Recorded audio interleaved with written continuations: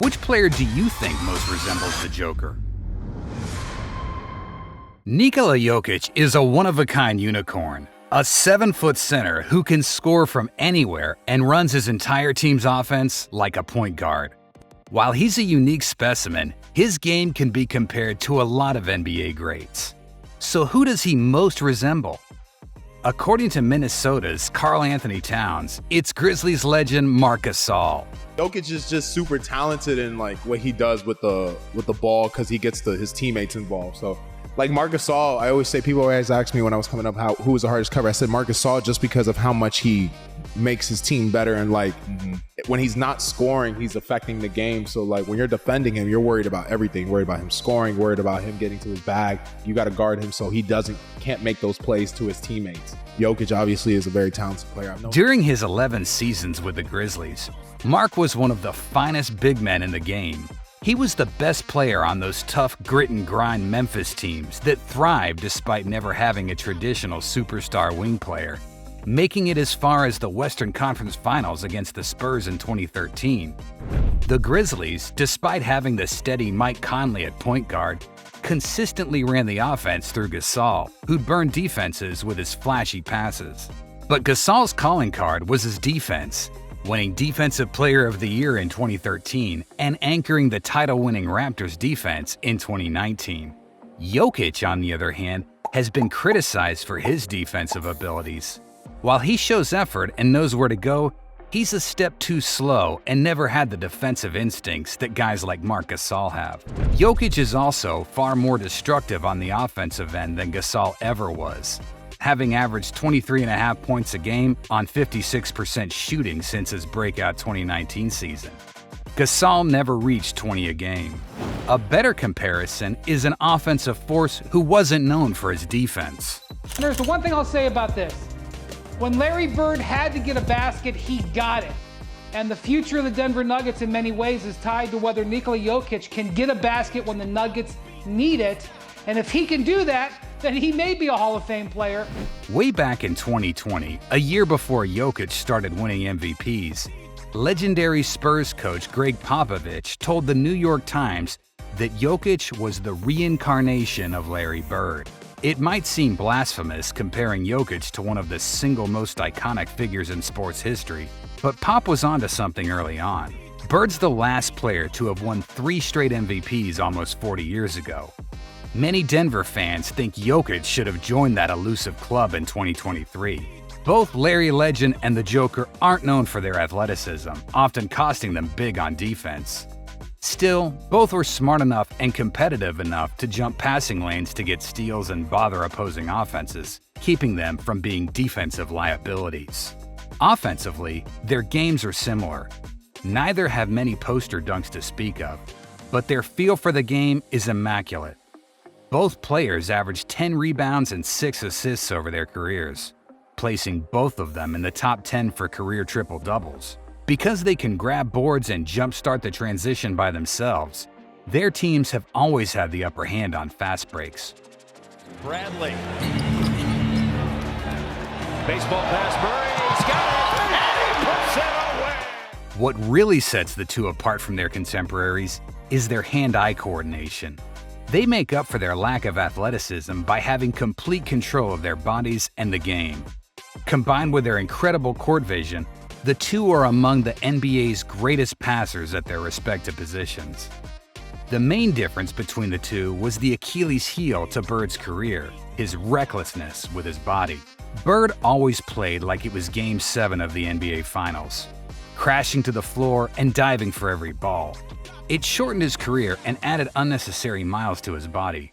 While no one questions Jokic's effort, he prefers staying upright. He even sat out a few games toward the end of the 2023 season after the #1 seed had been locked up, saving his energy for a deep playoff push. Another player who knew when to take his foot off the pedal and save his best work for the most important games, Tim Duncan, is another good comparison to Jokic. Duncan, who spent 19 years coached by Popovich, was one of the best low-post players of all time, while doubling as arguably the greatest teammate the league's ever seen. Jokic himself has said he wants to be the Tim Duncan for his Denver Nuggets team, admitting that he probably needs to win a couple of championships first. Both players are a film study for steady low-post moves, using a series of herky-jerky up fakes and jab steps to get an open shot down low. Both had the mid-range jumper in their arsenal if the defense guarded too loosely to protect the rim. Jokic even has a three-point game, which Duncan never did, but neither did most big men from his era. They were also tremendous passers, though Duncan never initiated the offense the way Jokic does, acting like a 7-foot point guard at times. But their most glaring similarity is also their most underrated. They're the ultimate teammates. Like Duncan before him, Jokic never cares about his stats or his own glory. When he sat out those late-season games this season, he basically conceded his third MVP trophy, proving that he cares more about raising a championship banner in Denver than anything else. He might have taken the title from Duncan for the league's best teammate. Still, Duncan never had the flash and highlight reel that Jokic has. So a better comparison might be the leader of the Showtime Lakers. Magic Johnson is the NBA's all-time leader in assists per game, with an insane 11.2 over 906 games. He had a flair for the moment, but always in a way that led to winning. The behind-the-back passes and no-lookers always looked good, but never at the expense of his team's success.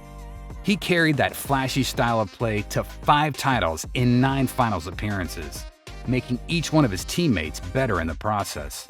He was also 6'9", tall enough that he famously started at center in the series-clinching game of the 1980 finals when Kareem and Spencer Haywood were both sitting out, becoming the first rookie to win Finals MVP. Like Magic, Jokic has fun with his flashy passes and enjoys starring in a couple of highlight reels, but always in a way that leads to winning. It's not showing off if it leads to an easy bucket, right? Both players reject the idea that a big man can initiate the team's offense. Two unicorns whose flashiness always coincides with winning basketball. One player who should have joined that list is Chris Webber.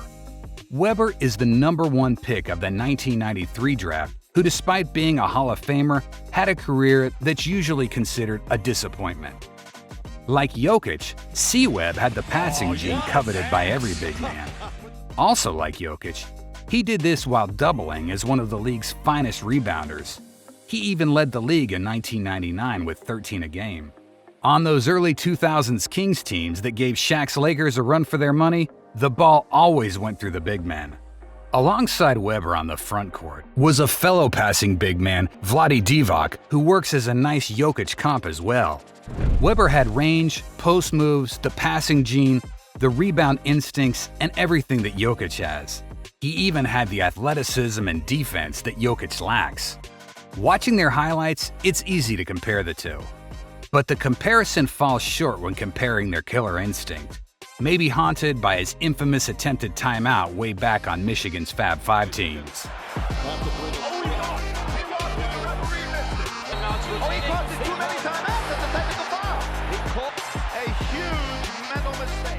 Webber always wilted under pressure. His stats plummeted in the playoffs, and he sought to give the rock up to any open teammate rather than to take the final shot. Jokic, on the other hand, thrives when the stakes get raised. His playoff stats far surpass his regular season stats, averaging 27 points per game in his playoff career compared to 20 in the regular season. He's not scared to take and sometimes miss the final shot, which is something you always want in your superstar. So he's got Marc Gasol's ability to run an offense, Larry Bird's coordination and court vision, Duncan's post moves and understanding of when to rest, Magic's flair for the moment, and C-Web's rebounding passing combo without the tendency to wilt under pressure. So what player is he most like?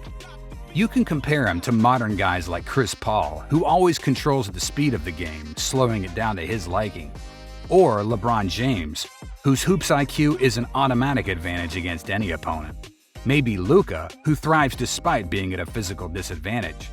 He's got Kevin Garnett's face-up ability with Wilt's passing along with Shaq's post dominance and David Robinson's handles. What player is that? The right answer is Arvydas Sabonis, or more specifically, the version of Arvydas Sabonis we never got to see in the NBA.